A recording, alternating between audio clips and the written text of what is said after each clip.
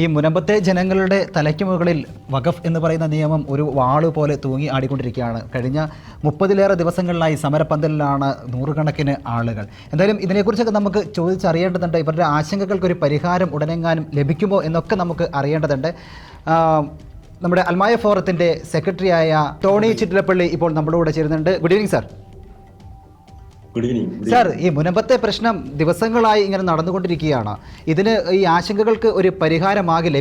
നമുക്കറിയാം, ഈ മുനമ്പം പ്രശ്നം, ഈ സമരം, ജനങ്ങൾ യാതൊരു തരത്തിലുള്ള ഒരു അനുഭാവവും ഗവൺമെന്റോ ഇതര പാർട്ടികളോ മുനമ്പത്തോട് പ്രകടിപ്പിച്ചിട്ടില്ല. അതായത് കേന്ദ്ര ഗവൺമെന്റിന്റെ നിയമ ഭേദഗതിയെ എതിർക്കാനായിട്ട് എല്ലാ രാഷ്ട്രീയ കക്ഷികളും യോജിച്ചു എന്നുള്ളതാണ് വൈരുദ്ധ്യാത്മകമായിട്ടുള്ള അവസ്ഥ. അപ്പൊ ക്രൈസ്തവർക്ക് പ്രശ്നം വരുമ്പോൾ അവരുടെ വോട്ട് ബാങ്ക് അല്ലാതെ രാഷ്ട്രീയ കക്ഷികൾക്ക് യാതൊരു തരത്തിലുള്ള ഒരു സമീപനം, നല്ലൊരു സമീപനം ക്രൈസ്തവരോട് ഇല്ല എന്നുള്ളതാണ് ഞാൻ മനസ്സിലാക്കുന്നത്. നമുക്കറിയാം, വിഴിഞ്ഞത്ത് നടപ്പോൾ എന്തൊക്കെ സംഭവിച്ചു നമുക്കറിയാം. ഇപ്പോൾ മുൻപ് ഒരു പ്രധാനപ്പെട്ട പ്രശ്നമാണ്. ആ 616 വീട്ടുകാർക്ക് ആ വഖഫ് ബോർഡിന്റെ കരാള ഹസ്തത്തിൽ നിന്ന് രക്ഷപ്പെടാനുള്ള ഒരു അവസരം കൊടുക്കുവാനായിട്ട് നമ്മുടെ രാഷ്ട്രീയ കക്ഷികൾക്കും അതുപോലെ തന്നെ ഗവൺമെന്റിനും കഴിഞ്ഞിട്ടില്ല. കേന്ദ്ര ഗവൺമെന്റ് വഖഫ് നിയമ ഭേദഗതിയെ നിയമസഭയിൽ അവരത് ആ ബില്ല് അത് അവതരിപ്പിച്ചപ്പോൾ നമ്മുടെ നിയമസഭ തന്നെയാണ് അതിനെതിരെ ഒരു നയപ്രഖ്യാപനം പറഞ്ഞിട്ടത്, അതിനെതിരെ ഒരു മീറ്റിംഗ്, ഒരു യോഗം നടത്തി അതിനെതിരെ ഒരു നിലപാടെടുത്തത്. അപ്പോൾ ഈ സർക്കാരിന്റെയും ഈ ഇതര രാഷ്ട്രീയ കക്ഷികളുടെയും ഒരു സമീപനം എന്താണ് എന്നുള്ളത് നമ്മൾ വളരെ കൃത്യമായിട്ട് നമ്മൾ വിവേചിച്ച് അറിയേണ്ടതുണ്ട്. ഇപ്പോൾ സമരം നടത്തുന്ന നമ്മുടെ ക്രൈസ്തവ ആ കുടുംബങ്ങളോട് എന്റെ അനുഭാവം ഞാൻ ഇപ്പോൾ പ്രകടിപ്പിക്കുകയാണ്. തീർച്ചയായിട്ടും ഇന്ന് കേരളത്തിൽ മാത്രമല്ല, അന്താരാഷ്ട്ര തലത്തിൽ ഒരു ചർച്ചാ വിഷയമാണ് വഖഫിന്റെ ഈ കരാളഹസ്തത്തിൽ കിടന്ന് പിടയുന്ന ഈ 616 കുടുംബങ്ങളും. നമുക്കറിയാം, രാഷ്ട്രീയ കക്ഷികള് പാലക്കാട് ഇലക്ഷൻ വന്നു, വയനാട് ഇലക്ഷൻ വന്നു.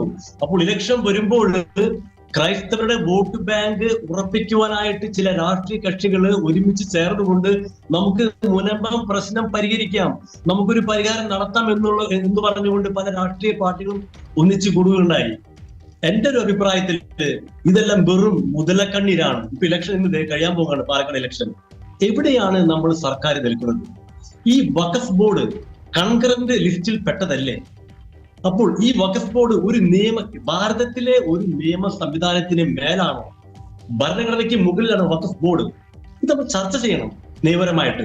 നമുക്കറിയാം, 2023 ജൂലൈ മാസമാണ് ഹൈക്കോടതിയിൽ മുനമ്പം പ്രശ്നം അവസാനമായിട്ട് വാദം നടന്നത്.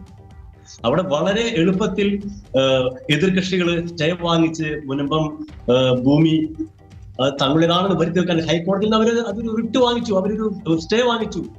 അപ്പോൾ നമ്മൾ അറിയേണ്ടത്, കോടതിക്ക് പോലും മുനമ്പം നിവാസികളെ രക്ഷപ്പെടുത്താൻ പറ്റാത്ത രീതിയിലാണോ നമ്മുടെ ഭരണഘടനയും നമ്മുടെ നിയമങ്ങളും ഇരിക്കുന്നത്?